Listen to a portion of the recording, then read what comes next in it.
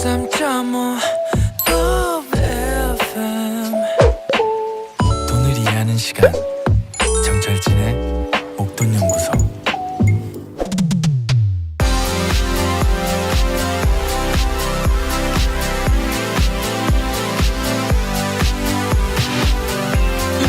푼돈이 목돈이 될 때까지 소소한 재테크의 모든 것들을 알아봅니다. 일확천금의 꿈보다 작은 돈의 기적을 믿어보시죠. 미니 머니 마니.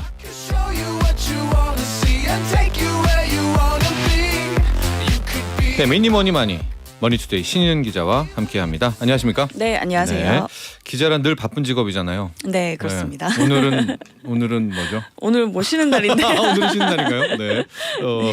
그래도 뭐 늘 취재죠. 네, 네. 뭐 인터뷰가 있죠. 네. 밥 먹다가도 노트북을 여는 신희은 기자. 미니머니 많이 어떤 꿀팁인가요 오늘은? 네, 오늘은 이제 저축은행이 잇따라 출시하고 있는 정기 예금 소식을 가지고 왔는데요. 네. 사실 MZ 세대는 사회 초년생 때부터 이제 부동산, 주식, 코인에 워낙 적극적으로 투자를 해가지고 네, 네. 예적금은 투자 안 한다. 네. 그러니까 투자에 도움이 안 된다, 안 한다 이런 인식이 대부분이었었거든요. 몰라요. 적금이 네. 뭐예요, 뭐 이러죠. 그렇죠. 네. 거의 가입해 본 적 없는 친구들이 굉장히 많아요.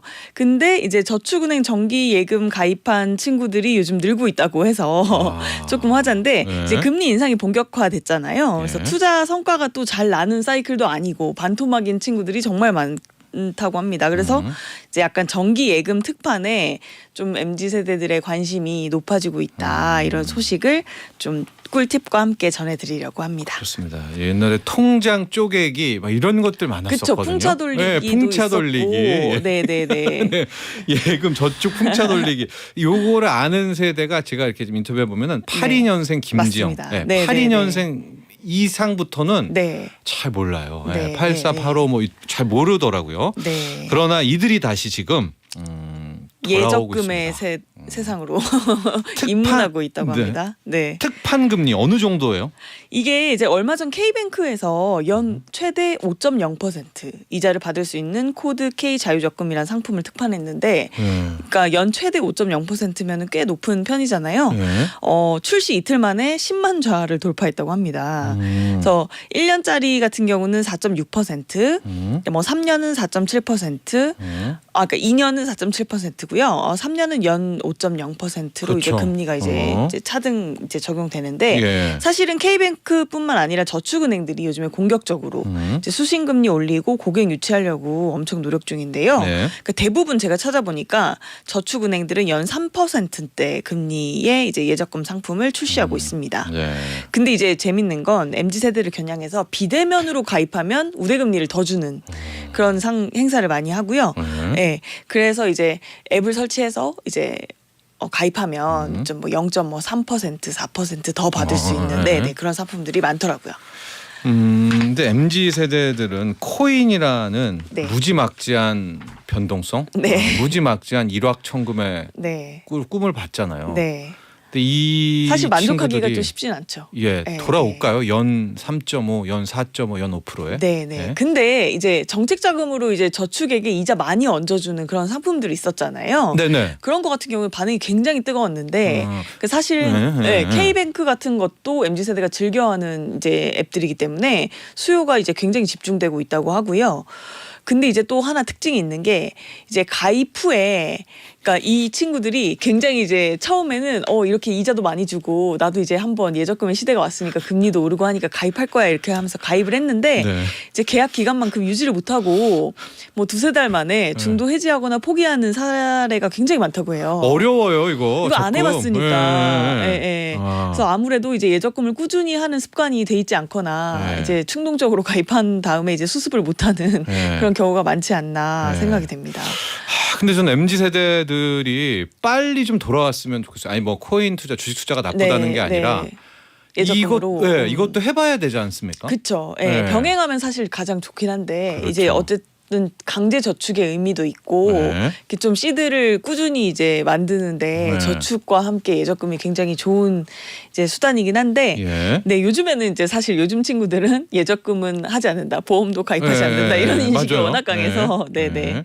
그러나 이제 돌아온 친구들이 있지만 네, 꾸준히 또 하지는 못하고요. 못하는 사례가 네. 많다. 중도 해지가 네. 많다. 한 1년만 좀 적금 한번 탁 해보고 네. 그거 마지막에 그 네. 적금 타는, 찾는 맛을 네. 보면은 좋을 것 같은데. 근데 1년 만기 채우는 게 정말 어려운 일이잖아요.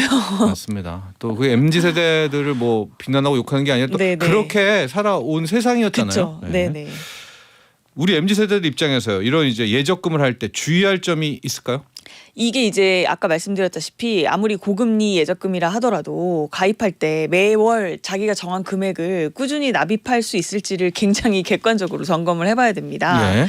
그 가입할 때 수요가 굉장히 몰렸는데 막상 납입하다 보니까 이제 알바비나 월급 남는 이제 가용 현금으로 충당이 안 돼서 굉장히 이제 포기자가 많이 나온다고 하고요. 이게 이제 현실적으로 이제 저축 가능한 금액이 얼마냐 이걸 파악한 후에 좀 보수적으로 가입하는 게 그쵸. 좋을 것 같아요. 예. 또 하나는 가입 기간을 그러니까 최대 5% 3년 이렇게 하니까 이제 가장 높은 걸로 잡는 거예요. 네. 그러다 보니까 이제 가입 기간이 굉장히 길어지는데 이 길게 잡으면 1년도 채우기 힘든데 3년을 채울 가능성이 거의 없잖아요. 사회 초년생 3년 못 채웁니다. 우리 MZ 세대 힘들어요. 3년 적금. 네. 그래서 사실은 이제 사회 초년생이고 MZ 세대 같은 경우는 3년 이상 뭐 2년 이상 이런 적금을 가입하기는 추천드리지 않습니다. 그리고 사실은 지금 이 금리가 계속 인상되는 시점이고 초입이잖아요. 그렇죠. 그래서 앞으로 수신금리가 아마 계속 오를 거거든요. 그래서 이게 마지막 기회가 아니기 때문에 지금 가입하시는 분들 같은 경우는 납입 기한을 최대한 짧게 할 수 있으면 짧게 뭐 6개월도 가능하거든요. 네. 6개월이나 1년 정도 가입하셔가지고 나중에 이제 내가 어느 정도 채웠을 때 주기가 더 그러니까 이자가 더 높은 상품이 또 나온다. 그러면 이제 그때 갈아타게 하는 이런 맞습니다. 방식으로 하시는 게 좋을 것 같아요. 방망이를 짧게 잡아라 이런 표현입니다. 네, 지금 네, 금리 맞습니다. 인상기여서요. 네. 분명히 예금금리, 적금금리 또 오르니까. 네네네. 우리 김은정님 사회초년생 때부터 부모님 덕분에 강제 적금을 들어갔어요. 그때는 금리가 6% 하는 상품이 많았어요. 한동안 적금을 안 하다가 요즘 다시 해보려고 하는데 주로 2030 겨냥한 상품이 많네요. 40대는 조금 서운해 하셨는데요. 40대 아닙니다. 분들은 네. 알아서 잘 가입하시기 때문에 아니. 약간 타깃 마케팅을 좀 덜하는 게 아닌가 싶어요. 최근에 제 생각에는. 청년들 특화된 저축 네. 상품들 많이 나오잖아요. 그쵸. 뭐 네. 절반하면 절반을 또 정부가 대주면서 목돈하는 건데 네, 지금 네, 많은 우리 중장년층 분들이 서운해하고 맞습니다. 계십니다. 우리 정부에서도 이런 점들을 꼭 약간 소외되는 것 같은 느낌이 네. 드실 수 있어요. 네, 네. 40대 이상 혹은 우리 네. 중장년층 위한 상품도 있다면은 한번 네. 이렇게 꼭 다뤄주시기 바라고요. 네, 네, 제 은정님 알고 있습니다. 그런 뉴스도 지금 보도도 많이 나와요. 왜 맞아요. 우리는 네. 예. 그러니까 좀 약간 그 1인 가구 뭐 사회초년생 이런 친구들에게 이제 혜택이 많이 집중될수록 또 네. 이제 상대적으로 박탈감을 느끼실 수 있을 것 같아요. 근데 또 MZ 세대들은 청약 가점 할 때 일단은 그쵸. 네, 예, 네. 그런 것도 얘기하고 참 맞습니다. 그렇습니다. 한번 제가 열심히 찾아서 소개해드리도록 하겠습니다. 기본적으로 저축은행에 저축할 때 예금 네, 적금할 때 네. 기본 체크 포인트 이걸로 마무리하죠. 이거 이제 네. 뭐 예전에는 많이 가입하셔서 아실 텐데 요즘 이제 친구들은 모를 수 있는데 예금자 보호법상 은행이나 저축은행 보험사의 금융상품은 파산하더라도 원금과 이자를 합해서 1인당 최고 5천만 원까지는 보호를 해주거든요. 예. 그래서 이제 5천만 원까지는 안심하고 네. 저축은행이라도 가입하셔도 됩니다. 그리고 네. 최근에 보니까 그 이게 2001년도 이후에 20년 넘게 5천만 원이었는데 최근에는 1억 원으로 상향해 줘야 된다 논의를 하더라고요. 제가 이 말이에요. 이게 언제적 네, 네, 5천만 네. 원입니까? 그렇죠. 네. 20년 넘게. 네. 그래서 사실은 반영이 될지는 모르겠지만 이제 논의가 되고 있다고 해서 상향 가능성도 굉장히 높아 보이거든요. 근데 어떻게 될지는 일단은 지켜봐야겠지만 현 시점 기준으로는 5천만 원까지는 유사시에도 안전하다. 이렇게 유의해서 가입하시면 좋을 것 같고요. 사실은 저축은행도 뱅크런 사태가 있긴 있었거든요. 네. 네. 그래서 이런 부분을 이제 본 적이 없는 친구들은 약간 네. 이제 조심을 해야 된다. 그래도 네. 그래서 이제 큰 규모의 자금을 맡길 때는 1금융권 중심으로 안전하게 이용하고 5천만 원까지는 저축은행도 가능하다. 이 부분을 주의하시면 좋을 것 같습니다. 제가 이 올드 피플로 꿀팁을 드리면 4,800만 원 정도를 맞추셔야 돼요. 왜냐하면 이자가 있기 때문에 아, 네네. 채워서 5천입니다, 여러분. 네네네. 네. 그런 4,800만 원. 잔잔한 네네. 팁도 여기까지 하죠. 감사합니다. 네, 네 감사합니다. 머니투데이 신이은 기자였습니다.